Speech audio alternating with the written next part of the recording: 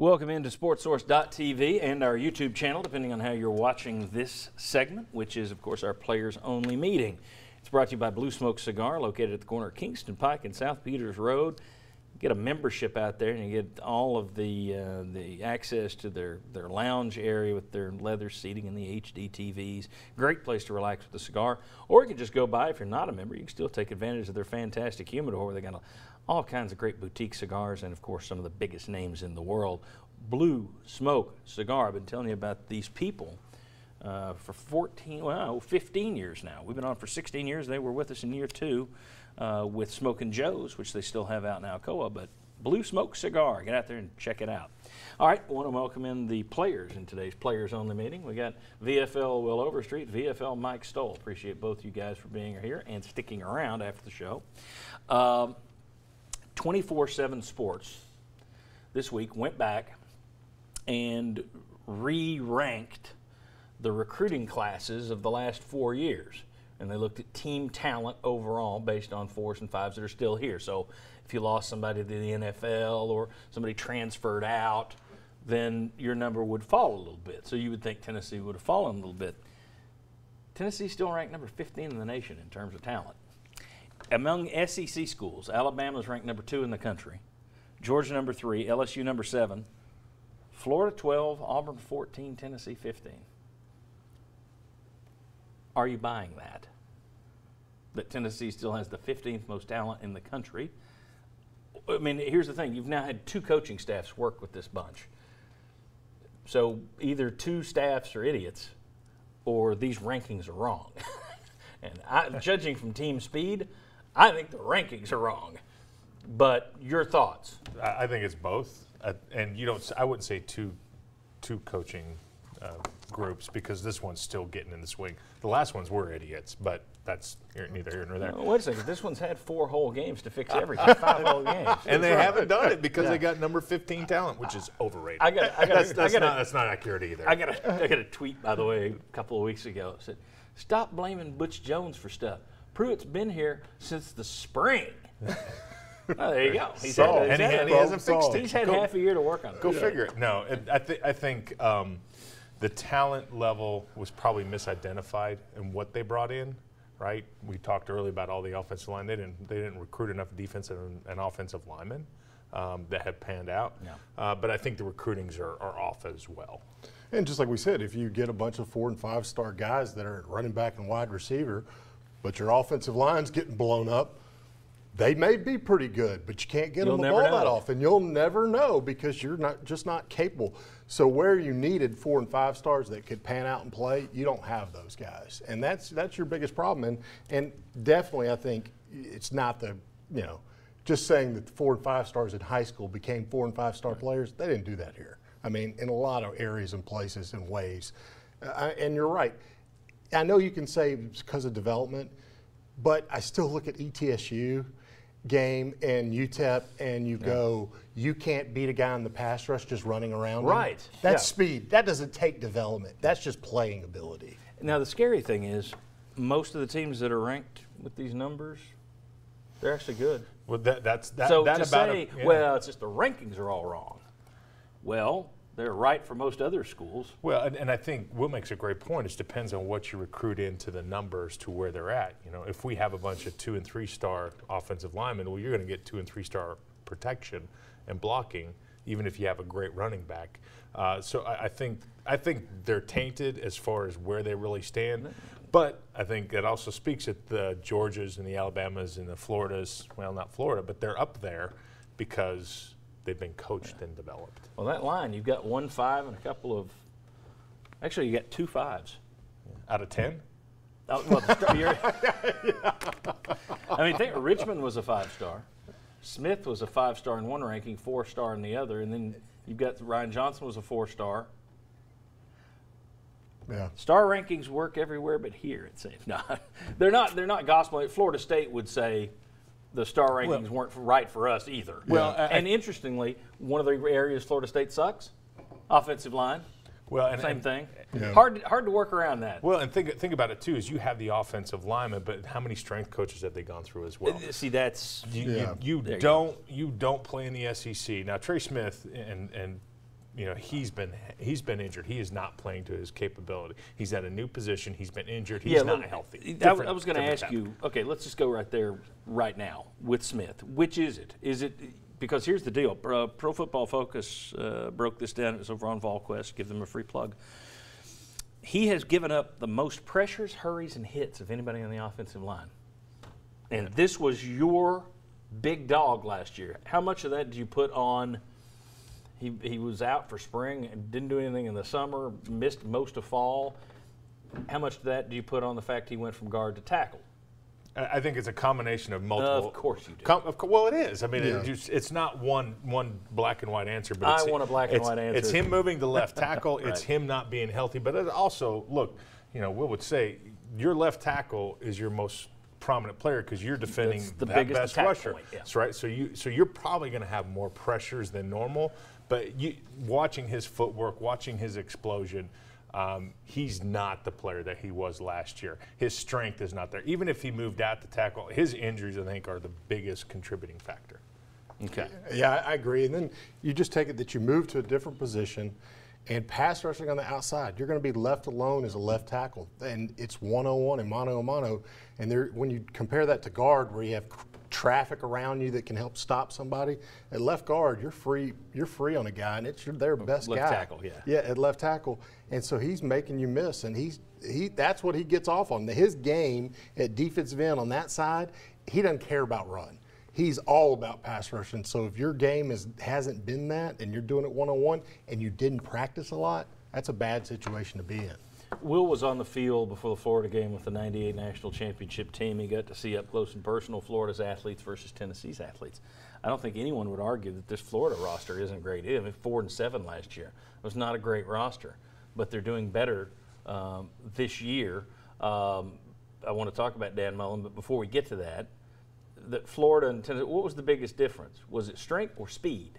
Speed. You saw them come off the ball reaction-wise faster. They were more athletic. It was eye-opening on the sideline there to say people thought we were even with this team. This team was a 14-point better team than us in those front sevens. Obviously, when you watched it, it was just, oh man, they're a whole nother level than we are. Which gets back to, and I'm not trying to undercut what you said about strength, and part of that's conditioning, but speed. Guys have speed or they don't have speed. Now you can have some improvements, you can learn some techniques on how to get a better first step and everything, but for the most part, what I'm getting at is there's no simple answer for anything with Tennessee. It's it was just the coaching. Okay, now I got a new staff and some of these guys still aren't any good. Well, it was the strength and conditioning. Well, the bigger problem is speed rather than the strength. Instead of just getting pushed around, they don't have a lot of speed out there. You would like to be able to say, this is the problem, this is the fault. But now you've gone through 3-4 coaches, and you continue to see issues at Tennessee, except for a 2-year blip under Butch Jones where he won 9 games, and then he drove it off a cliff. I know fans are frustrated because what's the problem? And my point is, there isn't one problem. Yeah. No. There is no quick fix out there. Will said, we talked about it earlier, bringing in defensive linemen, those defensive linemen recruiting, a lot of those guys get pushed over the offensive line. That's where your speed comes from. Because when you recruit an offensive line, you don't recruit them because they're fast. Right. You recruit them because they're big, they move well, they got great hands, and they can push people. You recruit a defensive lineman typically because he's big, but he's got great speed. So that's where that transition comes. There is no one plug in and fix this disaster right now. It is multiple things that have to happen over a course of time. And defense and offensive line take the longest time to build up in those areas because you can take a lot of freshmen and put them at wide receiver or running back, and they can have an immediate impact. Offensive line and defensive line takes an 18-year-old kid against a 21 or 22-year-old man, basically, in the SEC, and there's no way to speed that up. It's just development over a couple of years. So most of those guys need a year, maybe 2, before they're really productive on your team, and you know how they're going to work. I mentioned Dan Mullen because Florida is playing better this year. They were 4-7 last year. They're now 5-1. Beat LSU last night. They've gotten better as the season has gone on. They've gotten a little bit better and a little bit better. he is coaching. He's getting the most out of Felipe Franks. And you also look at Mississippi State. Meanwhile, Nick Fitzgerald can no longer throw the football. He's down like 7 percentage points in terms of completion percentage since Mullen left. This is not a knock on Jeremy Pruitt because we're talking first year. Pruitt may be the better coach 10 years from now. But right now, I can't, it's not even a question to me. If Tennessee would be a better team right now if Dan Mullen had listened to your offer and taken it, a veteran coach who's already proven he can win a lower level, rather than Pruitt. Do you agree or disagree that this would be a better football team with Dan Mullen? Do you think Dan Mullen could get more out of Jarrett Garantano than we've seen from these last two staffs? Yes. I do. How could you not? After Well, what he's done just the fact that previous you've had a guy quarterbacks? that has been through the experiences of being a head coach, Yes. and he knows how to build a program, and he's had that experience. Nothing against Pruitt, but he hasn't done that yet. Exactly. Yeah, he's learning along the way. Now, I will say, though. It's no knock. It's just that's reality. yeah. That's the problem with getting a rookie head coach. He's a rookie. Yeah, but there was nobody out there to have. Now, Mullen, too, let's first couple games, Dave Doran's, what, 5-0 after last night over at NC State? Yeah, he would not have, they were kind of dogging him a little bit about his coaching early on. He's finally, against LSU, he kind of figured it out a little bit with his team and his staff members, because against us, I mean, we didn't help him anything, but Kentucky, he didn't play well. He didn't play well against some of his other games that he had. So I think he's hitting his stride with his personnel, but again, he has more in the cupboard than Right. I mean, like I said, clearly a 14-point better team than Tennessee with the athletes they had on the field. That cannot also be taken for granted, because even though he may have Tennessee a little bit better because of his experience and stuff at this point, they still wouldn't be what Florida is right now. Oh, I don't disagree with that. Well, let me ask you this. I mean, it's not just Dan Mullen. I think if you'd brought in Jimbo Fisher, you'd probably be a little bit ahead of where you are now in terms of what we've seen out of this team, simply because he's done it. I don't think there's anything wrong with saying that. I'm just making they were about, oh, well, you got this rookie coach, but he's not really a rookie. He's been in great programs. He's going to be fine. No, he's a rookie. Kirby Smart won 7 regular season games his first year at Georgia. Why? Rookie. He's not winning 7 now, is he?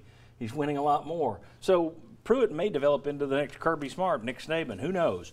But there's no question in hindsight that you would have been better off if you could have gotten someone who has built a lesser program to come here.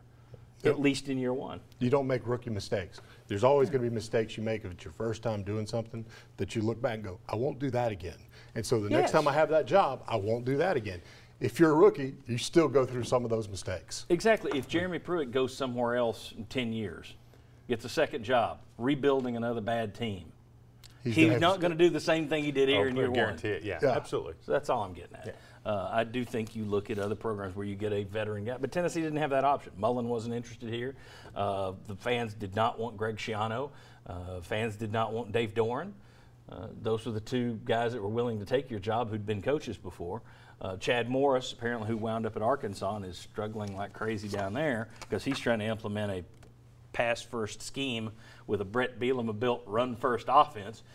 But there weren't many guys who were proven that wanted your job. So I'm not trying to crap on anybody here, but the reality is if you went in thinking, well, it doesn't matter, he's first-time coach, he'll be great. First-time coaches haven't been through the wars. Veteran coaches, at least out of the gates, off the bat, whatever cliche you want to use, they're going to be a little bit better because they know what they're doing. They've done it before. I don't think Tennessee would be 3-2 though with any of those other coaches. I don't think they would have beat Florida, West Virginia, and I think they could have been more competitive, maybe some of those, but I don't. I don't think it'd be a win. I don't think the Florida one would have been. The Florida, you weren't. I mean, like I said, but more talent on that other side of the field. Okay. I would go so far as to say, if Dan Mullen were at Tennessee since last December and Jeremy Pruitt were at Florida since last December, Tennessee wins at home over Florida. Because I don't think Florida would be the team coming in here and fumbling and turning it over 6 times. I think a veteran coach knows how to coach on the road. Could be wrong. You guys disagree because you're both homers. Willie Raincloud. Right. We're realists. Will Overstreet, Mike Stoll, thanks for being here. Always appreciate it. Thank you for watching. We'll be back next Saturday on Fox 43 at 10:30 a.m. to preview, just barely, preview the Auburn game. We're basically take you right at the kickoff almost. And then Sunday, we'll be back on Channel 6 at 11 a.m. to break it all down for you and dissect that Auburn game and to look ahead to, bite your nails, Alabama. All right. Thank you very much. See you next week.